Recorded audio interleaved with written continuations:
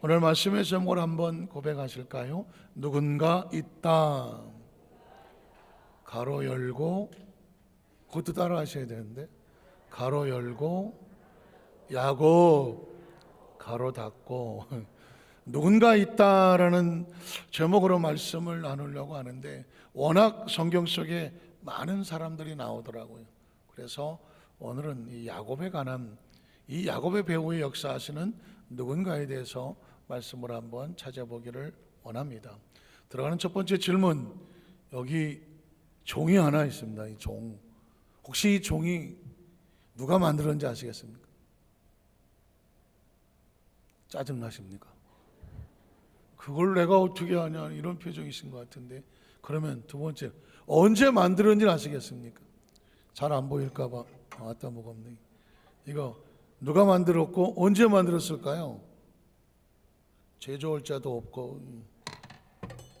그러면 세 번째, 알만한 질문, 이거 누가 여기 갖다 놨을까요? 내가 갖다 놨다. 혹시? 왜냐면 제가 10년 전에 왔는데 있어서 그대로 있었어요. 이거 10년 전에 지가 먼저 와 있더라고. 이거 내가 갖다 놨다. 갖다 놓으신 분은 없고, 그러면 누가 갖다 놨는지는 내가 안다. 그분도 없어요. 그러니까 정체불명이네, 여기 와 있는 게 지금. 그러면 왜 있을까요? 얘는 뭐하라고? 정치라고? 정치라고 있는 거지 뭐. 예전에는요, 교회에서 예배 시작할 때 일단 총을 쳤습니다. 요즘은 총을 안 칩니다. 딱히 할 일이 없어서 소리도 영 시원치 않긴 합니다. 그런데 묻는 거예요. 누가 만들었는지, 언제 만들었는지, 누가 갖다 놨는지 아무도 모릅니다. 그런데 누군가, 얘가 존재한다는 얘기는 누군가 있다는 겁니다. 존재한다는 건요, 이 땅에 스스로 존재하는 건 아무도 없습니다. 존재는 결국 누군가 있음을 소리치고 있습니다. 얘는 말하겠죠. 그 누군가에 대해서 말하고 싶은데 말을 못해서 지금 이러고 있는 것이죠. 그러나 존재합니다. 성경도 무수히 많은 사건이 있습니다. 사건은 그냥 나타나지 않습니다. 무수히 많은 등장인물이 나옵니다. 누가 쉬어봤는지 모르겠지만 한 1,400여 명 정도 등장한다, 뭐 이렇게 말하고 있습니다. 그러면 그 사람들은 우연히 존재할까요? 스스로 존재할까요? 절대 아닙니다. 성경 속에 있는 무수히 많은 등장인물이든 사건이든 모든 거에는 존재는 뒤에 뭐가 있다? 누군가 배우가 있다는 것입니다. 더 말할 것도 없는 거죠. 저와 여러분이 존재한다는 것은 우연히 존재하는 사람은 없습니다. 성경은 무슨 얘기를 하고 싶어 하느냐면, 이 땅의 모든 것들은 존재한다. 존재하는 것들은 누군가 있다는 것입니다. 왜 누군가라고 말합니까? 정확하게 알지 못할 때 그냥 누군가라고 말하는 것이죠. 우리의 삶을 이끌어온 그 누군가가 누구일까? 성경은 그것에 대해서 우리에게 말하고 있음을 발견하게 됩니다. 오늘은 성경 속에서 무수히 많은 인물 가운데 야곱이라고 하는 사람의 배후에 이끌어가는 누군가는 누구일까? 그리고 그것을 알아보면서 나의 삶 속에서도 우연히 된 것은 아무것도 없구나, 나라는 존재가 살아가는 삶 속에서도 그 누군가를 발견하면 아주 중요한 의미가 있는 거죠. 우린 첫 번째로 이 야곱을 보면서, 이 야곱이라는 사람은 아예 어머니 모태 속에서 그의 운명을 예고하는 누군가의 소리를 발견하게 됩니다. 야곱이 땅에 존재할 때 어머니 태 속에서 일단 출발을 하는데요, 그의 삶이 우연이 아니라는 것입니다. 그에 대해서 예고하는 운명의 말씀이 있습니다. 창세기 25장 19절 20절에 보니까 아브라함의 아들 이삭의 족보, 자, 야곱의 운명이 나오려면 그의 아버지가 나오는데 아버지가 이삭이거든요. 이삭의 족보를 보면 이러하니라. 아브라함이 이삭을 낳았고 이삭은 40세에 리브가를 맞이하여 아내를 삼았으니, 리브가는 바담 아람의 아람 족속 중 부두엘의 딸이요 아람 족속 중 라반의 누이였더라. 족보니까 이삭의 그의 아내가 임신하지 못하므로 그를 위하여 야훼께 간구하였으며, 야훼께서 그의 간구를 들으셨으므로 그의 아내 리브가가 임신을 했습니다. 리브가는 야곱의 엄마입니다. 어머니죠. 자, 그래서 그 다음 절을 보면 그의 아들들이라고 말하죠. 자, 한 명이면 아들이라고 말했을 텐데 아들들이라고 말한다는 얘기는 쌍둥이란 얘기죠. 자, 쌍둥이들이 그의 태 속에서 서로 싸웠다. 리브가의 태 속에서 서로 아이들이 태아가 싸우고 있었습니다. 그래서 리브가가 이르되 이렇게 말하는 것입니다. 이럴 경우에 내가 내 태 속에서 아이가 하나도 아니고 둘이 있는 것 같은데 둘이 서로 치고받고 싸우는지 모르겠죠. 어쨌든 둘이 싸운다는 것입니다. 그 어머니 입장에서 내가 어찌할꼬 하고 하나님 앞에 물었다는 것이죠. 자, 그 다음 절에 보면 그래야 야훼께서 이르시되 두 국민이 한 아이지만 하나님은 이 아이의 미래를 보고 있는 것입니다. 태 속에 태어나지도 않았던 이 아이들에게 하나님은 미래를 보시면서 두 국민이 내 태중에서 있구나. 그리고 두 민족이 내 복중에서부터 서로 나누어 갈등하고 다투고 있다는 것입니다. 자, 그래서 이 족속이 저 족속보다 강하겠다. 무슨 뜻일까 했더니 큰 자가, 먼저 나온 장자가 나중에 나온 차자를 섬길 것이다. 이렇게 말씀을 하고 있습니다.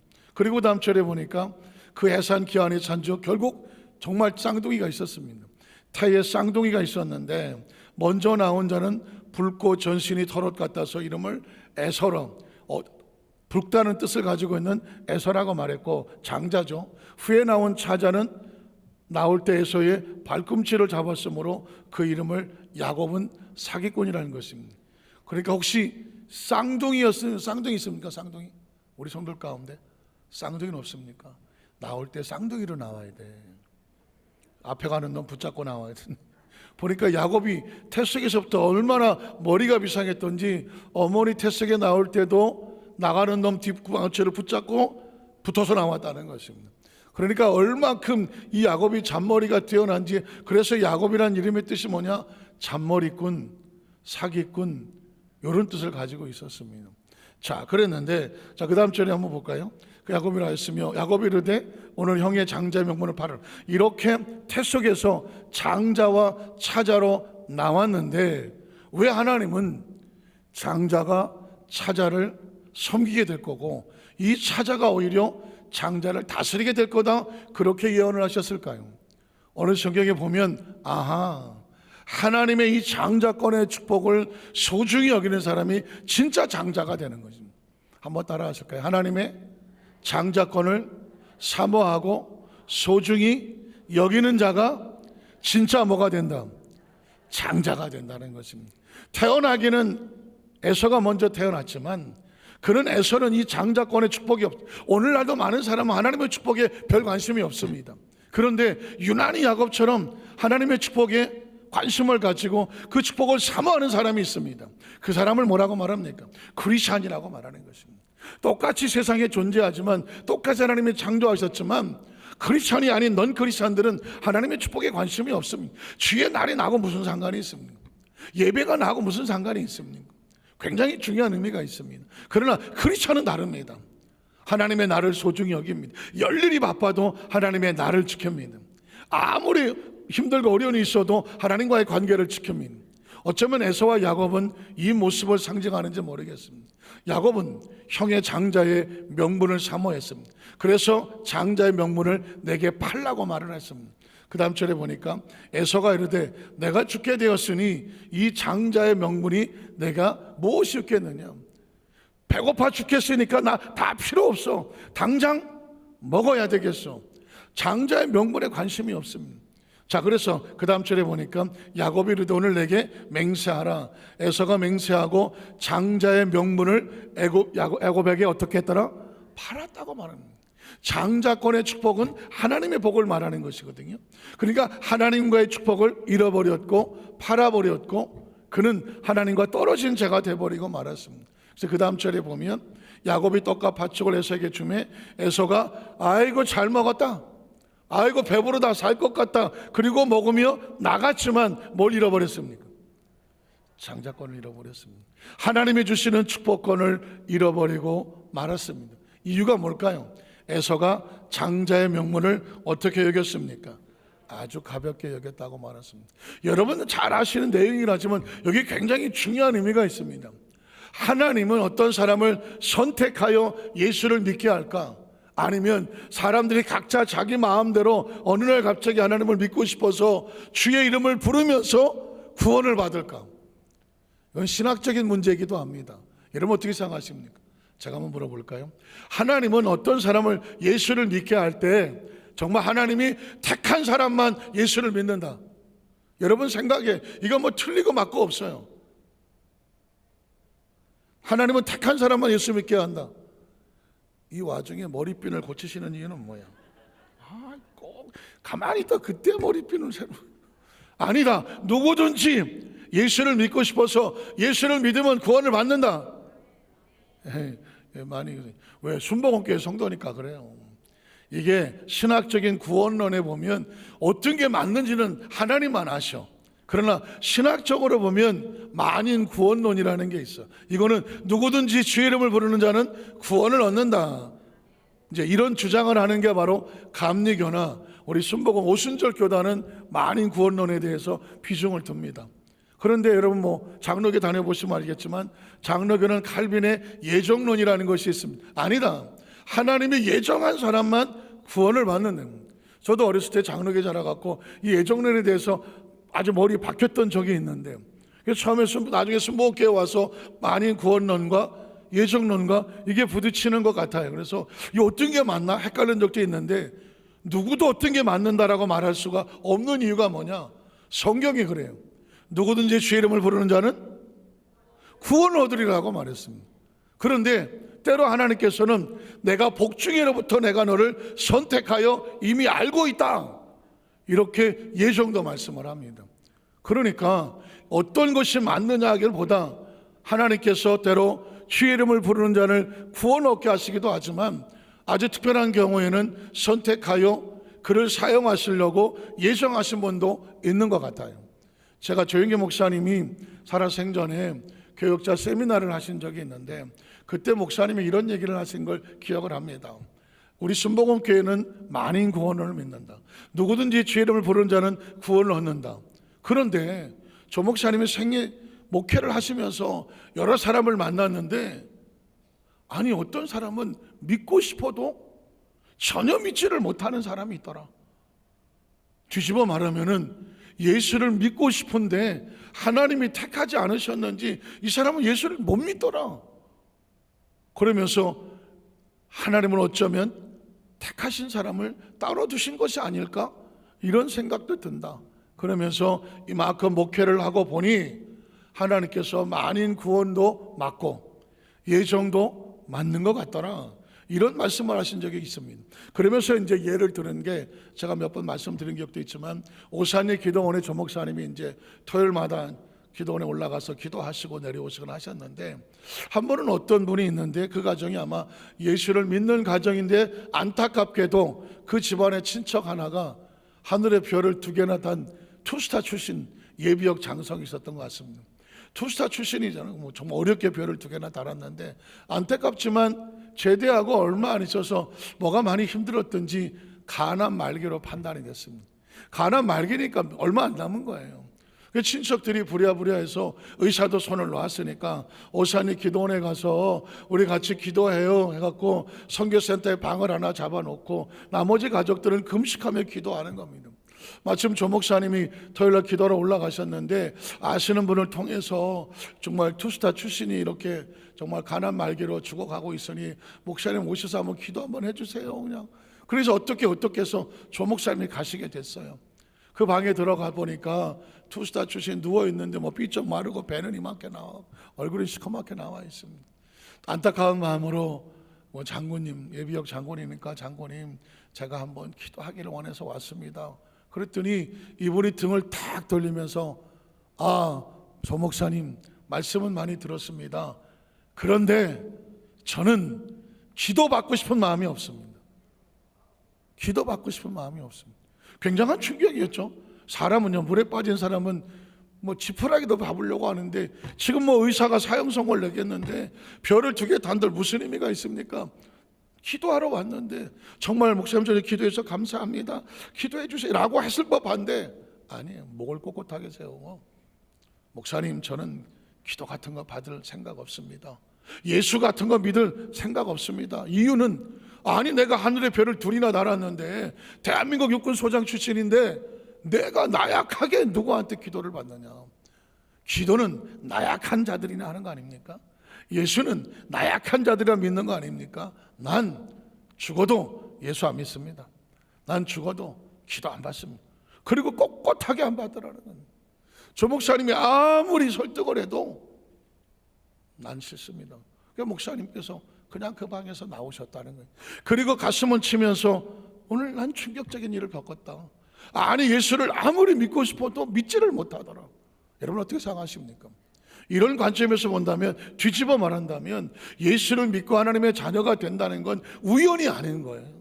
부모를 잘못 낳아서 집에서 교회가 가까워서 미션 스쿨을 다녀서 어쩌다 보니까 친구가 전도해서 겉모습은 그럴지 모르지만 예수를 믿고 하나님의 자녀가 되는 것은 마치 야곱을 복중에서부터 하나님이 선택하셔서 그의 미래까지 보시고 말씀하시는 것처럼 하나님은 저와 여러분을 선택하여 여기까지 안고 품고 인도하여 주신 줄로 믿습니다. 그러므로 예수를 믿고 하나님의 자녀가 됐다는 것은 종교 생활이 아닙니다. 하나님의 계획 속에 있는 겁니다. 하나님께서 가지고 계시는 비전 속에 우리를 붙잡고 하나님의 뜻을 이루려고 여기까지 와 있다는 사실을 꼭 기억하시기를 주님의 이름으로 축원합니다. 왜냐하면 여러분 최근에 보시면 젊은 청년들이 자꾸 자살을 해요.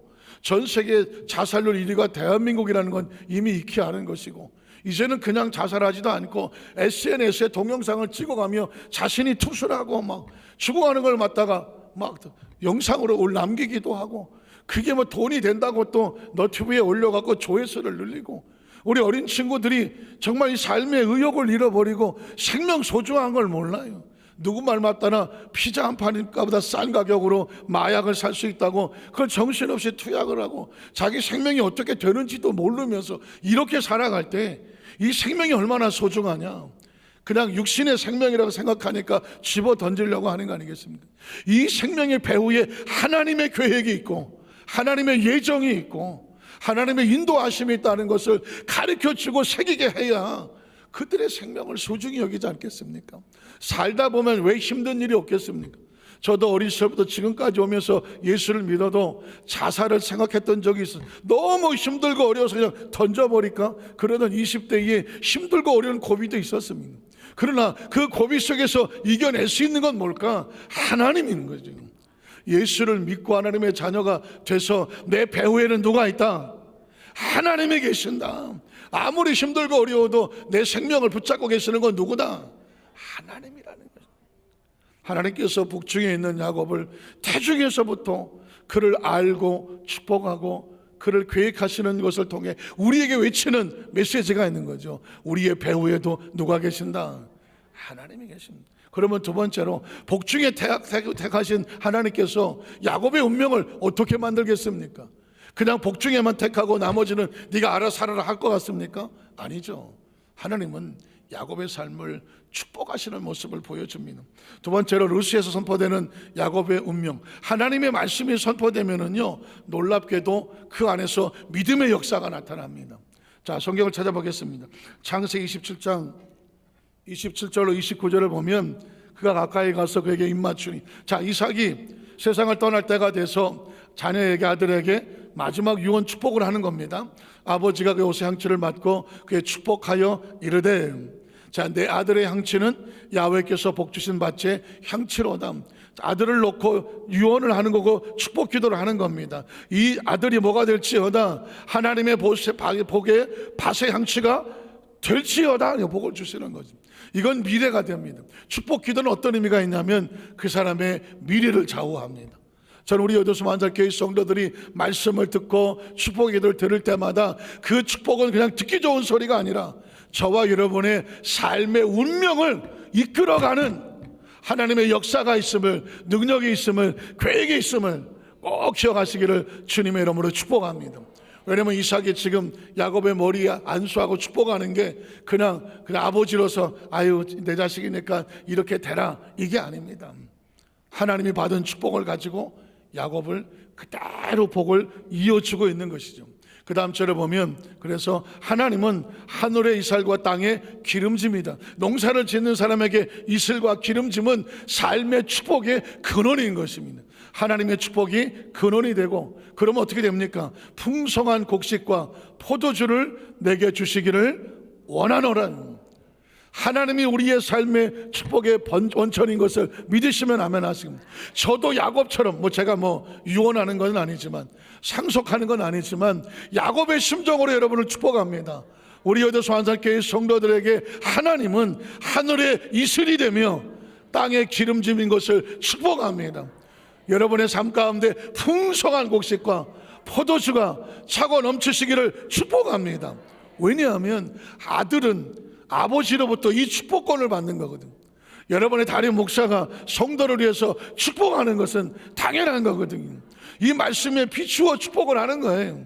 그 다음 절을 보면, 자, 만민이 너를 섬길 것이며 열국이 내게 굴복할 것이니 내가 형제들의 주가 되고 내 어머니 아들들 내게 굴복하며 너를 저주한 자는 저주를 받고 너를 축복한 자는 복을 받기를 원하노라. 이게 이삭의 마음입니까? 아닙니다. 하나님이 아브라함을 그렇게 축복하셨습니다. 누구의 마음입니까? 하나님의 마음입니다. 그 복이 아브라함이 세상을 떠날 때 누구에게 갑니까? 이삭에게 가는 겁니다. 아브라함의 복이 아닙니다. 하나님의 복이 이삭에게 갔습니다. 이삭은 이 복을 누리고 살다가 이제 하나님의 나라로 갈 때에 그 복을 누구에게 넘겨주는 겁니까? 야곱에게 넘겨주는 것입니다. 그 말씀을 우리가 받았으니까, 들었으니까 저는 여러분에게 넘겨주는 겁니다. 이 축복을 우리에게 선포될 때는 말씀이 살아서 움직여서 우리의 복이 되는 것이죠. 예수 그리스도를 말미암아 아브라함의 믿음으로 하나님의 의를 얻었고 믿음으로 복을 받았으니 누구든지 예수를 믿는 자는 아브라함의 유업을 받을 자가 되었느니라니까. 예수를 믿음으로 말미암아 아브라함에게 선포됐던 축복이 누구의 복이 된다? 우리의 복이 되는 거예요. 우리의 복이 되는 거예요. 믿으십니까? 그래서 우리가 이 말씀을 듣고 있는 것이죠. 자, 그 다음 절을 보면 야곱이 브엘세바에서 떠나 하란으로 향하여 가더니, 자, 이제는 하나님이 야곱을 직접 축복하는 거예요. 한 곳에 이르러서 내가 진지라 거기서 유숙하려고 그곳 한돌을 가져다가 베개를 삼고 거기 누워 자더니 꿈에 본즉 사닥다리가 땅 위에 서 있는데, 하나님의 메시지겠죠. 그 꼭대기가 하늘에 닿았고, 또 본즉 하나님의 사자들이 그 위에서 오르락내리락 하고, 또 봤더니 하나님께서 그 위에 서서 이르시되, 여러분 보십시오. 하나님의 말씀을 우리에게 선포하시면 우리 가운데 뭐가 생기느냐? 믿음이 생깁니다. 자, 믿음은 어디서 생긴다고요? 들어야 돼요. 뭘 들어야 되나요? 하나님의 말씀을 들어야 하나님을 향한 믿음이 생깁니다. 말씀을 듣지 아니하면 사람은 믿음이 안 생깁니다. 그러면 뭘 믿어야 되느냐? 자기 눈을 믿습니다. 그래서 여러분이 무슨 말 하나 가만히 생각해. 우리는 뭘 믿고 말을 합니까? 내가 눈으로 본 걸 말합니다. 그 내가 봤다고 말합니다. 어떤 사람은 내가 들었으니까 말을 합니다. 어떤 사람은 그 내가 냄새 맡은 거야, 내가 확인한 거야, 냄새 맡았으니까 말을 합니다. 근데 어떤 건 내가 손으로 만진 거야, 내 손으로 한 거야, 손이 확인했다고 말을 합니다. 손을 믿고 말하는 거죠. 이거 딱딱해, 어떻게 알아요? 손을 믿고 말하는 거죠. 어떤 사람은 걸어보고 이 발이 많은 걸 느끼고 말합니다. 인간은 존재적으로 감각을 믿고 말하는 거죠. 본 걸 말하고, 들은 걸 말하고, 손으로 만져 느낀 걸 말하고, 또 배운 걸 말하면 그거 내가 경험했더니, 또 학교에서 배웠더니, 책을 봤더니, 누가 그러는데, 전문가가 그러는데, 이런 걸 사람들은 믿고 말을 하더라고요. 저와는 지금까지 그렇게 말해왔잖아요. 그걸 확실하게 철석같이 믿고 말했잖아요. 그런데 여러분, 눈으로 본 게 확실합니까? 또 깜짝이야. 우리 권사님은 장로님을 눈으로 확인했거든. 보고 내 남편이다. 그래서 믿음이 있어서 하는 건데, 인간의 눈은 착각합니다. 혹시 아십니까? 어떤 사람의 문지방 위에 조그만 못이 나왔는데 그게 팔인 줄 알고 손으로 때렸어. 딱 잡았어. 근데 손이 어떻게 했어요? 아, 따고 했어요. 그래서 뭐라고 말하는지 아십니까? 팔인 줄 알았는데 벌이네. 이 기가 막힌 유머를 잘 이해가 안 가십니까? 못이 툭 튀어나왔는데, 아니 그거를 팔이라고 딱 쳤는데 따가워. 그게 뭐라고 생각합니까? 아, 이게 팔인 줄 알았더니 벌이야. 이게 벌입니까? 못 조각 나온 겁니다. 우리의 눈이라는 게 그렇게 확실히 정확하지가 않아요. 귀는 정확합니까? 어떤 분이 시장에 그냥 오드리 헵번처럼 마우라를 하고 까만 선글라스를 쓰고 시장에 장바구니를 가서 시장을 딱 물건을 사고 오는데, 아니 웬 생선차가 따라오면서 마이크를 대고 같이 가 처녀, 같이 가 처녀. 이게 내가 얼마 만에 들어보는 소리야. 내가 그냥 갑자기 순간 내가 이렇게 꾸몄더니 내가 처녀로 보이나 봐. 그래갖고 그냥 같이 가 처녀, 같이 가 처녀. 그래도 여자의 자존심이 있지. 내가 막 가는 거예요. 근데 점점 크게 들리는 거야. 같이 가 처녀. 그래서 가슴이 두근거리기 시작하는 거야. 어떤 총각의 날들을 같이 가자 그러나. 그래갖고는 그래서 이 소리를 정말 확인하고 싶어서 가방에서 보청기를 꺼내갖고 딱 들었더니 뭐라 그래요? 갈치가 1,000원, 갈치가 1,000원. 저 아줌마 갈치 사라고 철자랑 그런데, 아, 보청기를 빼고 나갔더니 그냥 갈치가 1,000원. 물론 조크입니다. 조크지만 인간은 보는 게 다가 아니에요. 들리는 게 다가 아니고요. 인간이 가지고 있는 감각은 항상 모자라. 그리고 감각들이 대부분은 부정적이에요. 힘들어 죽겠다, 뭐 배고파 죽겠다, 미워 죽겠다, 더러워 죽겠다, 아주 부정적이라고요. 그러니까 인간이 하나님을 믿고 나가려고 하면 감각이 있으면 안 돼. 감각이 아니라 말씀이 들어와야 돼요. 하나님의 말씀이 내 안에 들어오면 믿음은 들으면 생기는 거예요. 들으니까 믿음이 생겨.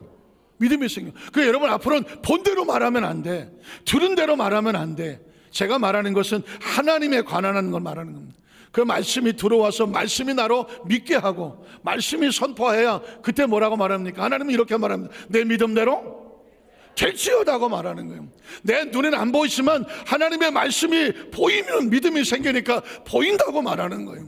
내 귀에는 안 들리지만 하나님 말씀을 들으니까 믿음이 생겨. 믿음으로 틀려진다고 말하는 거예요. 믿음으로 걷는다고 말하는 거예요. 믿음으로 일어난다고 말하는 거예요. 그러니까 우리의 삶 속에 그리스도는 보는 것으로 살지 않아요. 듣는 것으로 살지 않아요. 말씀으로 살아요. 그리고 그냥 보이는 걸 말하지 않아요. 들리는 걸 말하지 않아요. 누가 그랬대 아니요. 내가 보니까 이런 말 하지 않아요. 하나님의 말씀에 근거해서 말하는 거예요. 당신이 무슨 자기가 그렇게 말을 해? 그렇게 말한 근거가 뭐예요? 하나님이 뭐 하셨으니까, 말씀하셨으니까, 약속하셨으니까. 믿으십니까? 그래서 성경을 읽으면, 말씀을 들으면 믿음이 생겨야죠. 자, 야훼께서 이르시되 나는 누구다? 야훼다. 야훼가 뜻이 뭐예요? 건져내시는 하나님, 구원의 하나님. 야훼 하나님이라고 하는 순간 내 마음에 뭐가 생겨? 하나님 나를 어떻게 하실 거다? 건져내실 거다. 한번 따라, 하나님께서 나를 이 상황에서 건져냈을 것이다. 아마 어려운 환경 가운데 있는 사람은 야훼라는 이름만 고백을 해도 믿음이 생기고 내 입술에 근거가 생겨 야훼 하나님이 나를 건져냈을 줄로 믿습니다. 어떤 분은 이렇게 말해요. 나는 안 빠졌어요. 나는 뭐 건질 필요가 없는데요. 그러면 넘어가면 돼. 걱정할 필요 없어. 자, 너희 조부 아브라함의 하나님이요 또 이삭의 하나님이라. 내가 누워있는 땅을 내가 너와 내 자손에게 주겠다고 말합니다. 잘 들어보세요. 이건 야곱이 하나님 나에게 이 땅을 주세요라고 하지 않았습니다.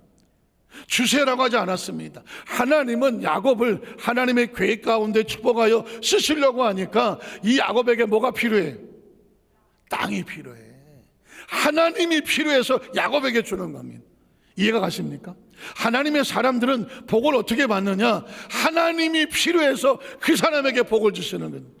내가 마음에 소원이 생기고 내가 갖고 싶어서 가지면 내가 좀 넉넉할 것 같아서 부자가 될 것 같아서 내가 원해서 주는 게 아니라 하나님이 이 사람을 선택하고 하나님이 들어 쓰시려니까 이 하나님이 필요해서 그 사람에게 복을 주는 거죠. 오늘 저와 여러분에게 하나님께서 믿음의 복을 주시되 우리 한 성도들 하나님이 사용하시기 위해서 물건이 필요하거나 물건의 복을 주시고 건강이 필요하거나 건강의 복을 주시고 영권이 필요하거나 영권의 복을 주시기를 주님의 이름으로 축원합니다. 그러니까 뭘 달라고 피는 게 아니라고 말하잖아요. 하나님의 축복이 사람이 되면 하나님이 필요한 걸 아시고 주시는 거예요. 야곱이 하나님 앞에 복 달라고 빈 게 아무것도 없어요. 영문도 모릅니다. 다만 야곱이 하나님의 손 안에 있습니다. 야곱을 통해 하나님의 일을 이루시려고 해요. 그래서 야곱에게 뭐가 필요해? 땅이 필요해. 내가 이 땅 너와 내 자손에게 줄게. 그 다음 절을 보면 내 자손의 땅에 티끌같이 되어서 내가 서쪽과 동쪽과 북쪽 남쪽으로 퍼져나간다. 나에게 자식을 주시옵소서가 아니라 야곱에게 하나님의 뜻을 이루기 위해 자식이 필요해. 그래서 내가 너에게 자식을 줄게 하는 겁니다. 믿으십니까? 이게 저와 여러분의 인생을 살다 보면 아하, 하나님의 복은 이렇게 받는 거구나. 그 다음 절에 보면 땅의 모든 족속이 너와 내 손을 말미암아 복을 것이며 내가 너와 함께 있어서 네가 어디로 가든 너를 지켜줄 것이며 너를 이끌어 이 땅으로 돌아오게 할 것이다. 자, 내가 내게 허락한 것 다 이룰 때까지 하나님이 떠난다 안 떠난다?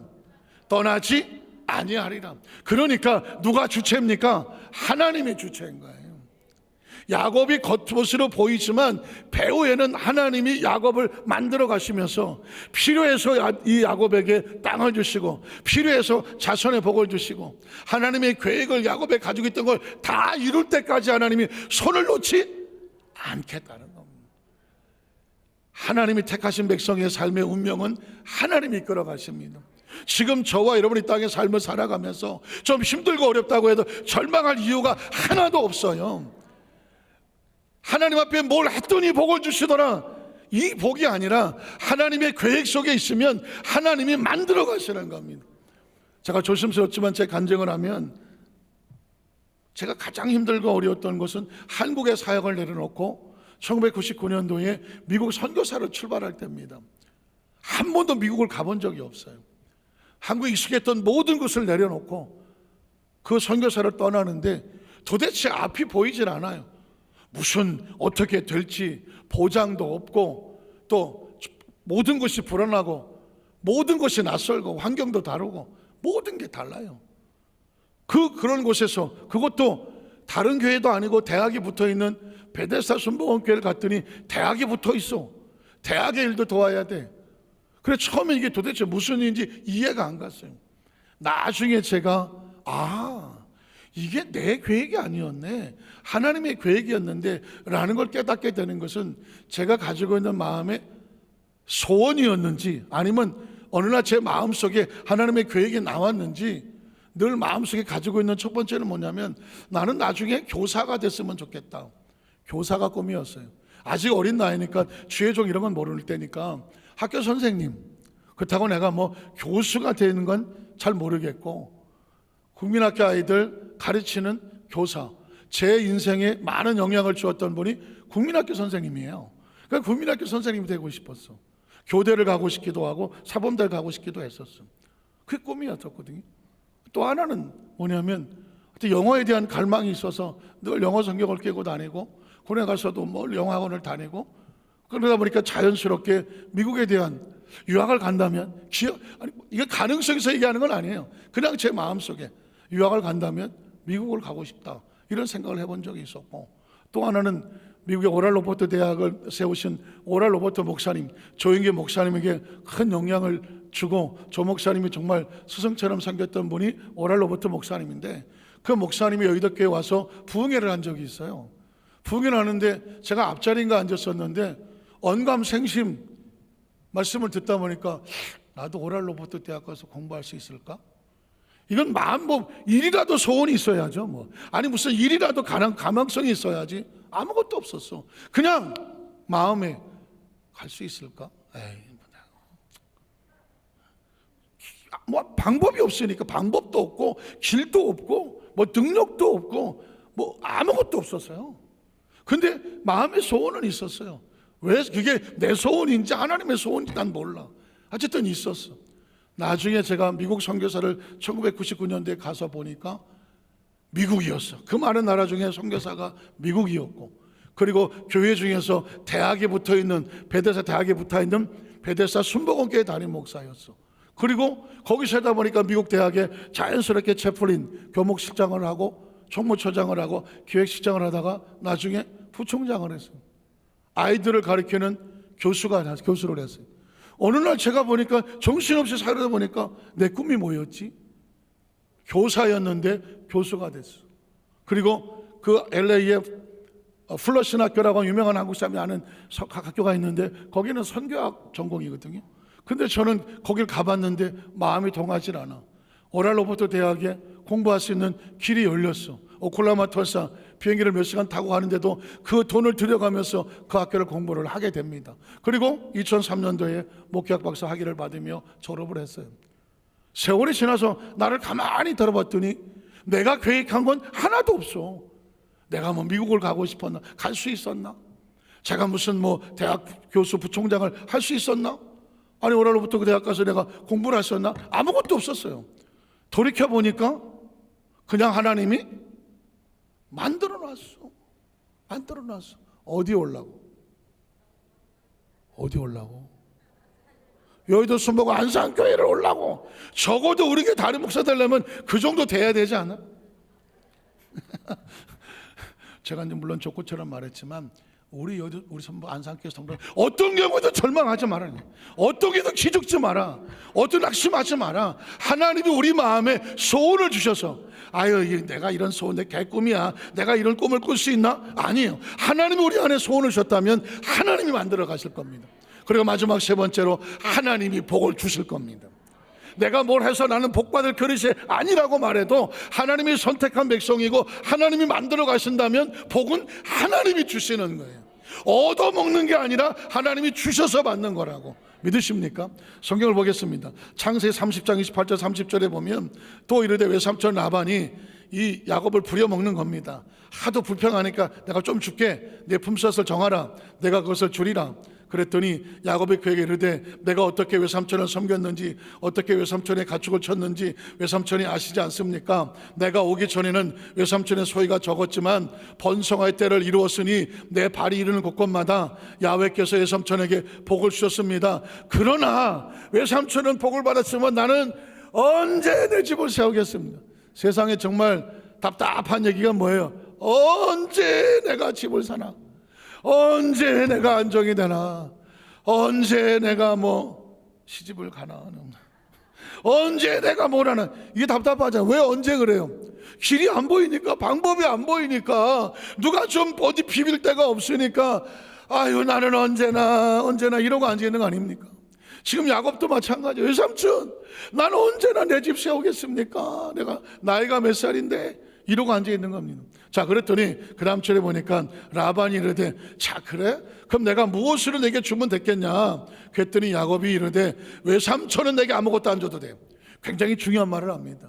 저 같으면 삼촌 좀 주세요. 양도 좀 몇 마리 주고 좀 땅도 주고 좀 줘요. 이럴 것 같은데 야곱은 이렇게 외삼촌 나한테 아무것도 안 줘도 됩니다. 그러면서 뭐라고 말합니까?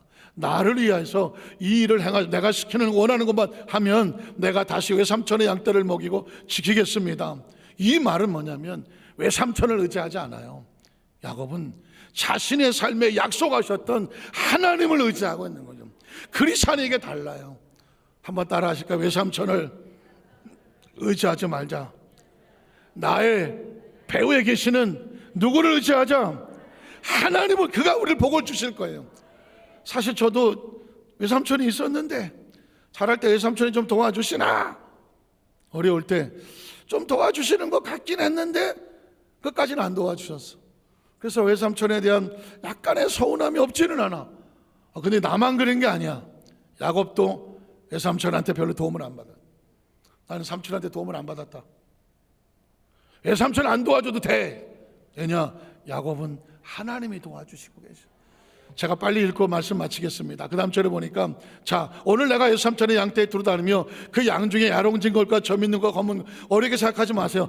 얼룩얼룩한 것을 가려내며 그 다음에 또 염소 중에 점 있는 것과 야롱진 것과 얼룩얼룩한 가려낼 것이니 자 얼룩알룩한 것은 내 양이 되고 내 염소가 될 겁니다. 자, 그리고 후일에 외삼촌께서 오셔서 내 품삯을 조상하실 때에 내가 얼마나 정직하게 했는지 대답이 될 건데, 이유는 뭐냐? 혹시 내 염소 중에서 아롱지지 아니한 것이나 점이 없는 것, 다시 말해서 얼룩얼룩하지 아니한 것은 다 훔쳐온 걸로 아시고 가져가시오. 나는 얼룩얼룩한 것만 가져가겠소. 생각해 보세요. 양이 얼룩한 게 어디 있어? 염소가 얼룩얼룩한 게 어디 있냐고. 다 허옇고 꺼먹고 뭐 이러지. 그런데 불가능해 보이지만 난 하나님의 방법으로 이렇게 하겠습니다. 그랬더니 라반이 이르되 저런 바보 같은 놈이 있나. 그래, 내가 네 말대로 할게 하고 어떻게 합니까? 그날의 수염소 중에 얼룩무늬 있는 것과 점 있는 것, 그리고 암소의 흰바탕에 아롱 그 몇 개 있는 조금만 가려내고 양 중에 검은 것들은 가려서 자기 아들들은 사먹 하나도 없게 만들어. 얼룩얼룩 없는 거 자식들 다 줘버려. 야곱에겐 아무것도 안 주는 거죠. 자, 자기와 야곱 사이를 사흘길이 뜨게 하였고 야곱은 라반의 남은 양떼를 치더라. 자, 그래서 야곱이 어떻게 합니까? 야곱이 버드나무와 살구나무와 신풍나무의 푸른 가지를 가져다가, 어렵게 생각하지 마시고 나뭇가지를 긁어서 얼룩얼룩하게 만들었다는 것입니다. 얼룩얼룩하게 만들고 그 다음 절에 보면 그 껍질 벗긴 가지를 양떼가 와서, 다 하얀 양떼들입니다, 와서 먹는 개천의 물귀위에 그 얼룩얼룩한 나뭇가지를 세워서 양떼를 바라보게 했습니다. 그래서 그때가 물을 먹으러 올 때에 새끼를 베고 임신을 하니 가지 앞에서, 무슨 가지? 얼룩얼룩한 가지 앞에서 새끼를 뱀으로 얼룩얼룩한 것과 점이 있고 아롱진 것을 낳았다고 말하고 있습니다. 이게 조영계 목사님이 4차원의 영성을 얘기할 때 사람이 무엇을 바라보고 그 바라보는 것이 그대로 이루어진다는 것을 말할 때 여기에 근거가 나옵니다. 사람은 바라보는 걸 조심합니다. 제가 이걸 보면서 이게 가능성이 있을까? 여러분, 사람도 그렇게 했습니다. 임신하면 뭘 조심합니까? 먹는 거 조심하고 보는 거 조심하고 그랬습니다. 임신하면 오리고기 먹습니까? 안 먹습니까? 왜 안 먹습니까? 임신한 사람이 오리고기 먹으면 물갈퀴가 생긴다. 손가락이 붙어서 나온다? 이렇게 나온다? 이 여러분 보십시오. 우리가 쓰는 말 가운데도요, 임신하면 여자들이 오리고기를 안 먹습니다. 왜? 우리 권사님 보니까 붙어서 나온대. 난 물갈퀴가 있는 줄 알았어. 임신하면 해삼 먹습니까? 안 먹습니까? 안 먹습니다. 왜 그럴까요? 얼룩얼룩한 게 붙어 나온다. 그 외에 임신하면 안 먹어야 될 게, 그리고 안 보여야 될 게 굉장히 많습니다. 이유가 뭘까요? 태아에게 영향을 미친다고 생각을 했습니다. 그러니까 사람이 생각하는 게 태아에게 영향을 미친다? 남자들은 잘 몰라. 여자들은 그걸 오래전부터 지키고 있었습니다.